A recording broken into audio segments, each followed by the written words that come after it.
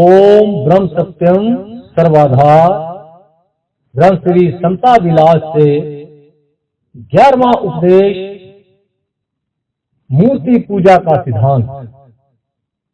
वचन नंबर 1। हर एक जीव माया की गिरफ्तारी में बुतप्रस्त ही है, यानी नाम रूप और गुण कर्म के भोगने में हर वक्त मुस्तगर्क यानी लीन रहता है।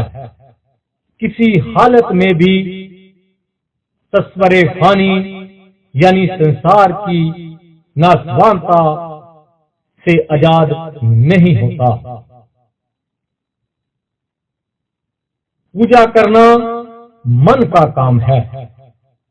अगर मन असत्य नाम रूप के भोग में कैद है तो वह वहदतप्रस्त यानी ईश्वर भक्त कैसे हो सकता है। जब तक ख्वाहिशात नफ्सानी यानी इंद्रियों के सुख की इच्छाएं मौजूद हैं, तब तक बुतप्रस्त ही बना रहता है। जब तक अपनी देह के मद में गिरफ्तार है, तब तक बुतप्रस्त यानी मूर्ति पूजक ही है। जब तक कर्म का भोगता है, तब तक कर्म फल जो स्थूल विकार है उसकी कैद में है। बुतप्रस्ती से वहदत प्रस्ती की तरफ मन को ले जाना है। जब तक मन वृत्ति के अधीन है, कभी भी वहदत प्रस्त नहीं हो सकता। भक्ति मार्ग में बुतप्रस्ती यानी मूर्ति की पूजा सिर्फ इतना ही कल्याण दे सकती है कि सत्पुरुषों के गुण और कर्म का आदर्श उनके स्वरूप से लिया जावे। आदर्श के बगैर जो मूर्ति पूजा है वह सख्त जहालत है, यानी आगे ही जीव जड़ प्रकृति की कैद में है। बाकी उपासना भी अगर जड़ स्वरूप की करनी शुरू की तो सब पुरुषार्थ दुखदायी हो गया, यानी अंधकार दर अंधकार बढ़ता गया। माया की गिरफ्तारी में जीव स्थूल की कैद में आ गया। इस कैद से निजात की खातिर उपासना या भक्ति है।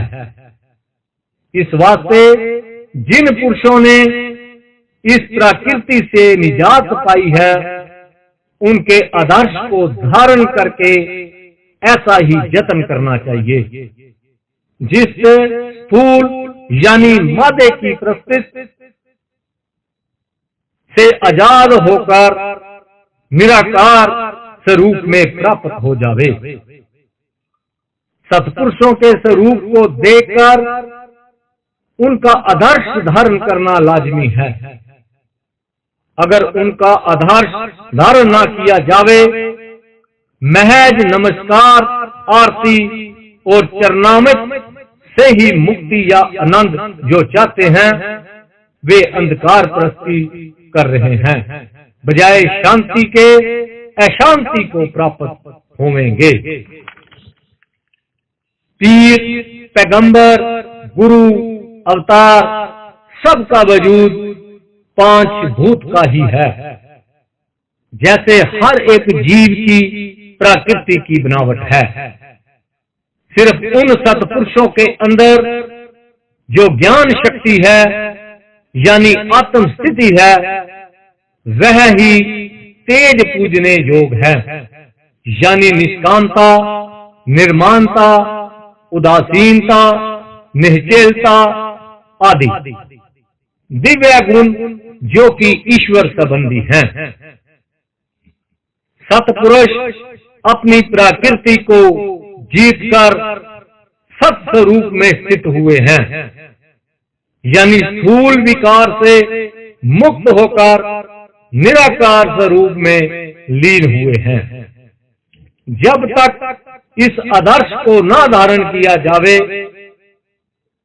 तब तक उनकी देह की पूजा करनी सख्त जहालत यानी मूर्खता है। यानी उन्होंने खुद अपनी देह का जीवन में ही त्याग किया है। दूसरे उनकी देह को पूजकर क्या हासिल कर सकते हैं? यानी सब अकार्थ है। सत्पुरुषों का ज्ञान स्वरूप पूजने योग्य है, न कि महज स्थूल आकार। स्थूल आकार की प्रस्तुत मुक्ति नहीं दे सकती जब तक उनके सही आदर्श को धारण न किया जावे।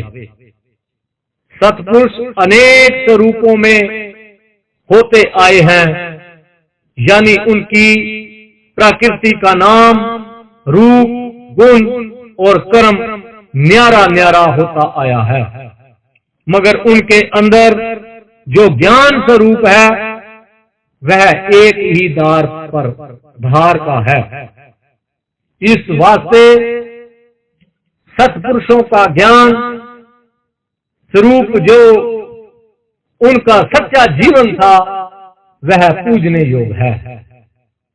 जिस तरीके से उन महाशक्तियों ने निजात हासिल की है, यानी स्थूल विकार पर काबू पाया है, उस तरीका को धारण करना यह उनकी सही पूजा है और कल्याण के देने वाली है।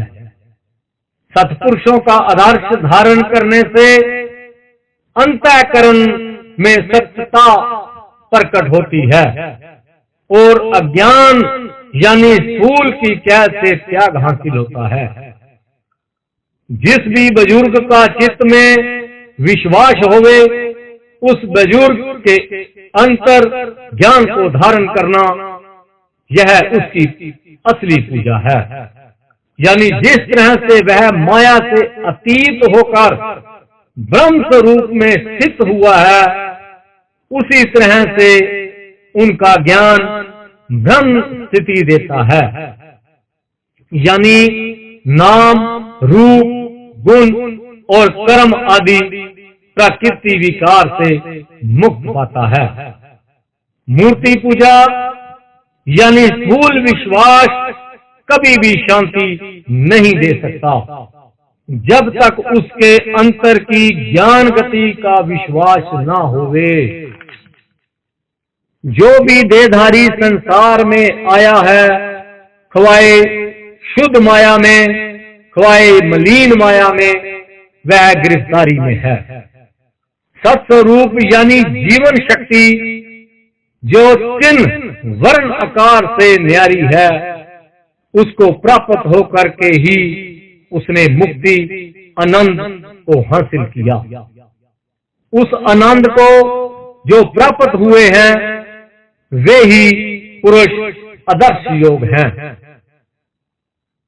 उनका आदर्श उन जैसा ज्ञान देकर उसी आनंद में लीन कर लेता है। इस वास्ते उनका आदर्श पूजने योग्य है, न कि उनकी स्थूल प्रकृति की पूजा। मूर्ति पूजा वह ही सुखदायी है जिससे उस मूर्ति का आदर्श धारण करके उन जैसा पुरुषार्थ प्राप्त करे। इसके बगैर जो कामना रखकर बहुरंग की पूजा करता है वह बंधन दर बंधन को प्राप्त होता है, यानी कभी भी सच्ची खुशी को प्राप्त नहीं होता। अपना पुरुषार्थ ही सब कामना पूर्ण करता है। इस वास्ते सत्पुरुषों के वचनों के अनुकूल पुरुषार्थ धारण करके इस संसार की बाजी को जीत लेना चाहिए। जो सत्पुरुषों का आदर्श धारण नहीं करता और उनकी महज देह की पूजा करता है, वह पुरुषार्थहीन होकर मार्ग धर्म से पतित हो जाता है और अंत को घोर नरक में निवास करता है। बड़ी से बड़ी कोशिश से सत्पुरुषों का ज्ञान स्वरूप अनुभव करना चाहिए, जिससे अपने अंतर में वह ज्ञान स्वरूप प्रकट होकर जीव को अखंड शांति देवे। स्थूल की कैद यानी बुत प्रस्ती यानी मूर्ति पूजा से कोई भी छूट नहीं सकता, जब तक वह ख्वाहिश का गुलाम है। इसलिए इस झूठ अंधकार से छूटने के वास्ते केवल ज्ञान मार्ग है, यानी निराकार शब्द स्वरूप का विश्वासी और अभ्यासी होना। यह ही ज्ञान स्वरूप सब गुरु पीर अवतारों का साधन है। इसको धारण करके इस अखंड शांति को प्राप्त हुए। इस वास्ते उन बुजुर्गों के आदर्श अनुकूल अपना जीवन बनाकर इस माया की कैद से मुक्त होना चाहिए। यह पूजा असली है, बाकी पखंड अंधकार प्रस्ती है। शुद्ध चित्त से विचार करना चाहिए। ओम ब्रह्म सत्यम सर्वदा।